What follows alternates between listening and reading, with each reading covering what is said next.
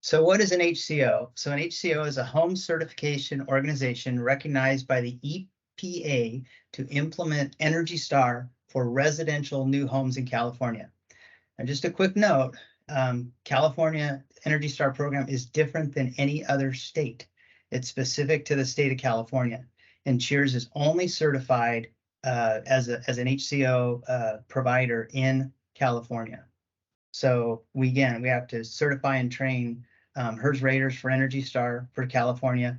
Plus we have to provide QA for all of the diagnostic testing and the Energy Star certification.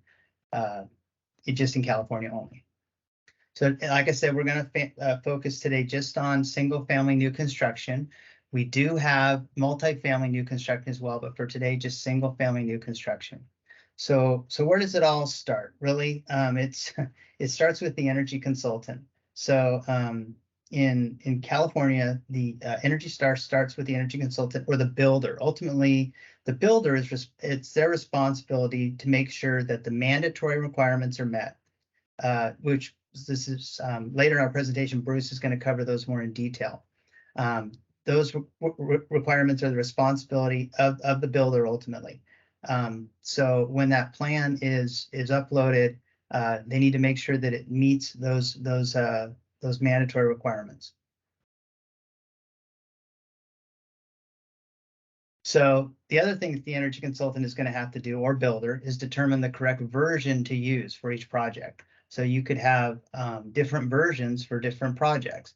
So for example, and that's based on the plan approval date and permit date. So if it's permitted and plan approved before 2023, it's done in 2022, then it would be a 3.2 version. If it's after that, then it would be a 3.3. So, and then so on and so on as other versions come on board. So let's look at those versions in a little more detail. So like version 3.2, it has specific compliance requirements. The energy savings calculated based on the previous CEC approved software program. And then in 3.3, different requirements. So again, 3.3, it's based on the EDR now, and then 10% compared to the compliance total, the standard design for the prior year. So for example, in this scenario, you'd be looking at a 2022 plan, 2022 energy plan through California. It would have to be 10% or 3 EDR points better than the 2019 version. So let's look and see how Cheers handles that. So when you upload a plan, you can actually choose the Energy Star version that applies to your plan. So you can see there's the two versions, and actually there's a single family version and there's a multifamily version. You can check the box upon plan upload. So here's what happens. So then it actually reads that plan or compares it to the previous code version, the compliance software that's for the previous code cycle, and then that will actually do the conversion and tell you whether it meets the requirements. It's automatically done for you within the registry, something that we built in to save everyone time. So you'll know right away whether it actually meets those requirements, and that's basically the compliance margin requirements. So let's move on. So we also have a feature. One of our customers recommended this, is that you can actually bring your own plan. Now, this feature actually, it's more of a tool that you can do. So it's not a software, it's basically a tool. You can upload your own plan that is the previous code year plan or compliance software plan, and it'll use that in the conversion to basically do that comparison to make sure that it meets those program requirements. You can also say you have an existing project that is in Cheers. You can add Energy Star to an existing project by just clicking on that energy file within the community, and then checking the Energy Star plan that corresponds to that particular version. and it'll do the same thing. So once you do that and you rerun it, it'll do the conversion for you as well. You can also bring your own plan for this, for that option as well. So if you want to, you can bring your own plan, which is a tool that allows you to do that as well. So just going over some basic mandatory requirements, you can see there's a lot of different people that are involved in Energy Star. The rater, more like the energy consultant, the rater, the builder, and the HVAC system designer. And each one has a specific role and a specific checklist that they have to complete to qualify the home for Energy Star. A few of the things like that the builder has to do, this national water management, is just by project. It's not by the individual, each home. It's just by project. So, and we'll go over that in a little more detail later on in the presentation. Next slide. So we're going to go over the required checklist, and I'm going to turn it over to Bruce Edgar to do that. Thank you, Bob. Yeah, there are really actually about 5 different checklists, and as Bob mentioned, they're required to be completed by different people, and that's just for the single family option and just for the track A. The first 2 checklists are for whoever is designing the HVAC system. So this could be the builder, it could be the HVAC designer, an engineer, maybe an architect, maybe a contractor. But whoever it is, they have to fill out 2 different checklists. One is the National HVAC Design Report, and all of these checklists are national checklists. They're not particular to California. They're all the exact same ones that are used nationally. So the HVAC design report and the design supplement all basically describe exactly the HVAC system that is planned to go in here. All of these checklists can be found on our website right at cheers.org/resources. And when the HVAC designer is done with that, they're going to have to give it to the energy consultant, right, so that they can do the calculations and they can make sure that it's passing. And then it needs to be uploaded to the activity wall. And that HVAC design report can be uploaded doesn't have to be uploaded to every single lot. It should be uploaded probably to the model. So for every different plan, it requires a separate HVAC design report and design supplement. So you would just upload that to the activity wall of the model of that, the very first one for that particular model. The second kind of checklist, which is actually not even a checklist at all, there are no boxes, there's nothing to check on here, is the National Water Management System Builder Requirements. And again, this is just a list of requirements for water management for the builder. While there is no specific guidelines for submitting this particular checklist, because again, it's not even a checklist, there's not even anywhere for anybody to sign it. Best case, best procedures would be to upload this, just have the builder sign anywhere on this sheet and then upload it to the activity wall for the very first model. It doesn't have to be done per model or per lot. We would just like to have one in our system for QA for, at the project level, and which would basically be the activity wall for the very first model. That would be a good place for it. Then the rater has 2 checklists. However, in our Cheers registry, it's all put into one checklist for you.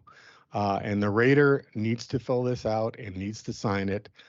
The first portion of it, the rater design review checklist, is the rater going over the HVAC design report and the HVAC design supplement and making sure that that design for that HVAC complies with Energy Star.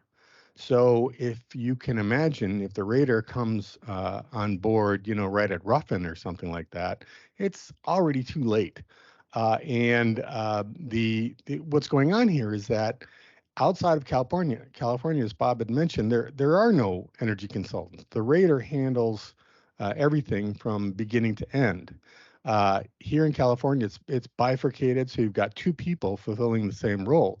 So this first part of this checklist, which is the National Rater Design Review portion of that checklist, are questions that really should be answered by the energy consultant at the time at the planning stage before it's being built, and if not that by the energy consultant, then it needs to be done by the rater, because the last thing you want is them looking at this, at rough end and saying, hey, this system as designed doesn't even qualify.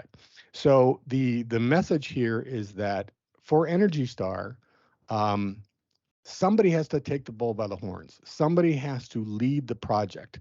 There are some builders that may be able or willing to run the show themselves and make sure everything is done for Energy Star, but most builders that I talk to look at this and go, no, they don't want to do that, and they probably shouldn't have to do that. They really do need somebody to manage the process, to shepherd this project through from beginning to end.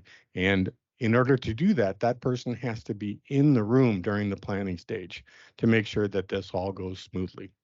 The next part of that checklist is the National Rater Field Checklist. So that's the part where you go out to the field, you do all your verifications and your testing, and you fill all that out.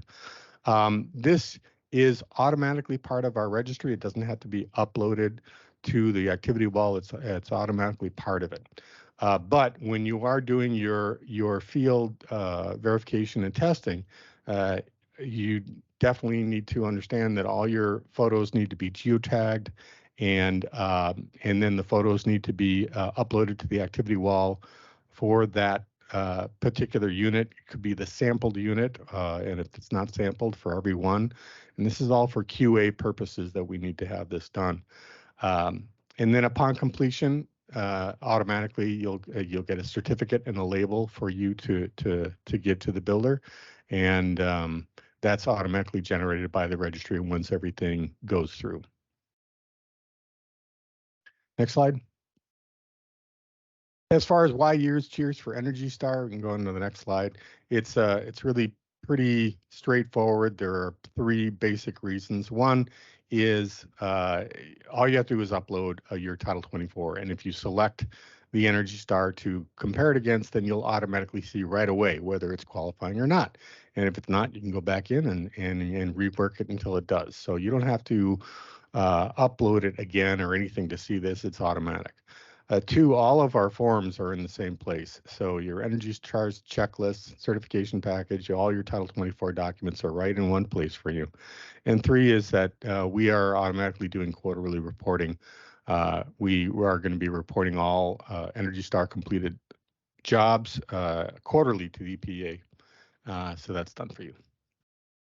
And that's about it. Oh, no, there's one more thing. So just so everybody understands, so the Legacy 45L credit is only for dwellings. These could be sold or rented by the end of last year. And if they were sold or rented by the end of last year, there's $2,000 tax credit for eligible dwellings. And you go back up to 3 years. And by the way, we know for a fact there are tons and tons of multifamily builders out there that have yet to take advantage of this tax credit, and all of them can go back and amend their tax return going back 3 years. So that's still eligible for them, and we'll be able to handle those 45Ls, for the next 3 years, because technically speaking, in 3 years somebody could claim it. And then before this year, there was no tax credit at all for Energy Star. And then the program changed as of the end of last year. Now, starting January 1 of this year, the Legacy program is gone. And if the unit is sold or rented starting January 1 of this year, then it's worth $2,500 if it's Energy Star. So it moved from this based on 2006 IECC and 50% better to Energy Star only. And the there's some really good news about this. There's actually some great news. One is that Energy Star, as everybody knows, is a highly structured program. So this is going to be a much beefier program for us to process. Second of all, it gives us all a chance to get closer to our builders. For the energy consultants, it gives them a chance to, not only get in the room during the planning stage, but to stay in the room. For HERS raters, it helps you get in the room during the planning stages and get the ear of the builder, and gives you an opportunity to, if you choose to do so, and if the builder accepts you, to help shepherd that program through. So this is an opportunity for HERS raters to step up to the plate to become more like energy consultants. Energy consultants and HERS raters, we all do the same thing in different rooms. One guy's at the house, one guy's at the computer, and frankly, a lot of energy consultants are both, and HERS raters could be both as well.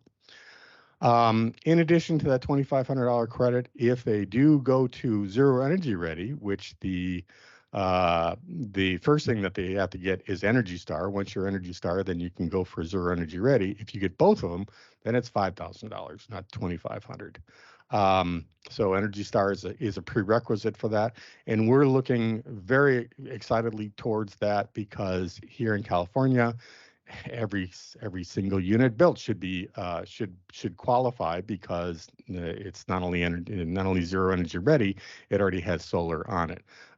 For Zero Energy Ready, it does require an Indoor Air Plus certification as well, but that's on top of it. The rest of it is already kind of a given here in California, because it's all solar. Okay, I'll next add slide. one thing to that, Bruce. Yep. We are very close to being approved for Zero Energy Ready homes, and we can't announce it, but we have applied, and we're on the home stretch. So that's coming. And there are some other things for Zero Energy Ready that there has to be, like if it's a gas water heater, gas furnace, you have to provide outlets to be able to convert that home from to all electric. So there's some additional items that have to be done. But if the homes already have solar, then that's a big step in the right direction, because the rest of the United States doesn't require it. So California is way ahead of the curve. Those homes are really close. It's not going to take much to get that additional $2,500 credit. So. Right. And Rob Starr, going into Rob, he is the one that managed all the training program for Energy Star. We have a super duper new training platform that is really far superior to anything I've seen before, for us to go through. And he's going to give you a little introduction to that training. Rob? Yeah, thank you, Bruce.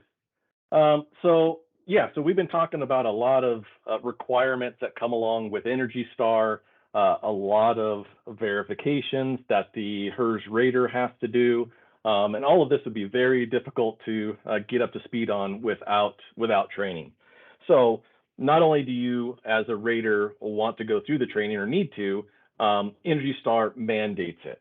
All right, so part of becoming an HCO, we have to put together a training program that raters can go through and get certified, so that they can perform those verifications and fill out those checklists and certify those homes as Energy Star.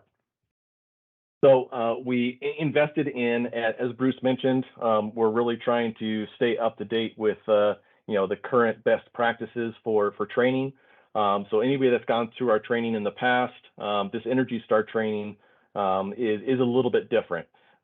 It's using a modern platform, and like you said, it's better than anything we've put out before, and it rivals the best trainings out there.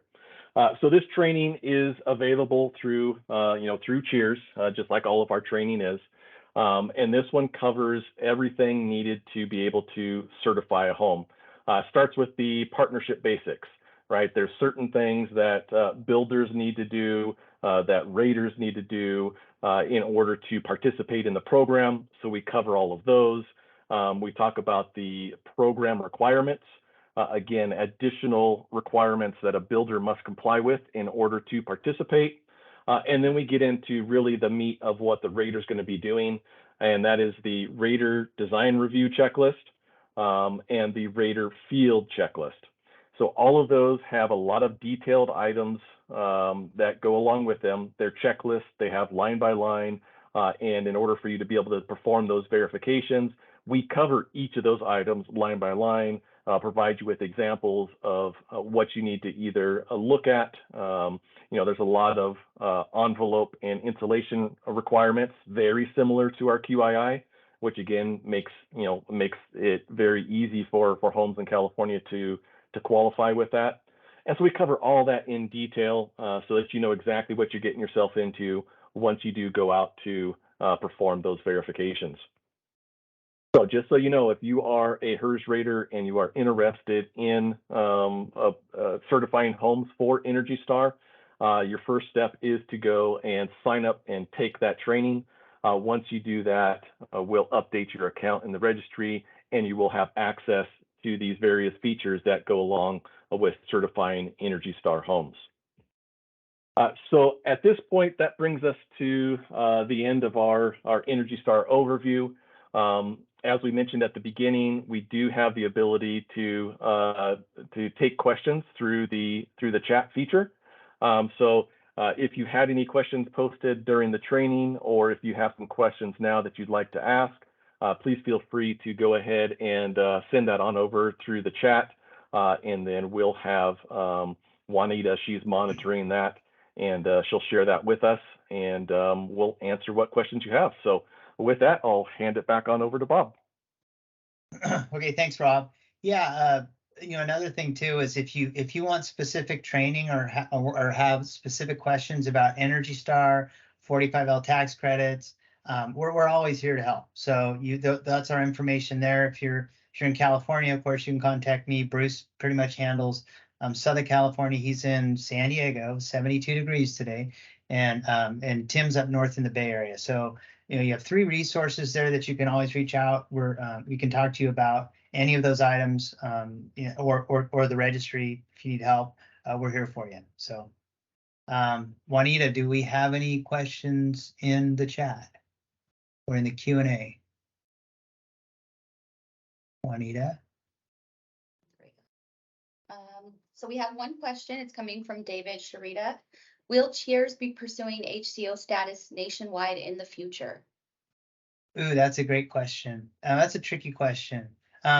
We're thinking about it, but it's complicated. That's all I'll say. We are pursuing being an MRO, which is a multi-family review organization. So we have applied for that. It's a little bit different than an HCO nationwide, but I can't really speak to that right now. It's a good question. So far, that is the only question in the Q&A. So unless anyone else has any questions, be sure to post them now. If you don't have a question that comes to mind at the moment, you can definitely contact one of the account managers. As Bob mentioned, their information is up on the screen and they're always happy to help. Yeah, we do appreciate your feedback. In general, our registry has evolved from our customers. Things that our customers have asked for, like the activity wall, like the assignment tool, things that we've done and added to the registry have come from requests from our customers. So we listen to you. So please reach out to us. We want to hear we want to hear what you have to say, and we want to know if you have any ideas how we can make the registry better. You have anything else, Juanita? No, so it looks like that's all the questions. We do have a comment. Jason Socorro said, "Thank you, Cheers team." Will there be a recording? There will be a recording provided after the presentation. The recording will go out within 24 hours. Okay, cool. Sounds great. So we don't have any other questions. Well, thank you everyone for joining. Again, that's our information there again. That's our photos. I don't still look like that. I'm a little bit older, but yeah, thanks for joining. Again, appreciate the opportunity to show you Energy Star through Cheers. Thanks, everyone. Thanks, everybody.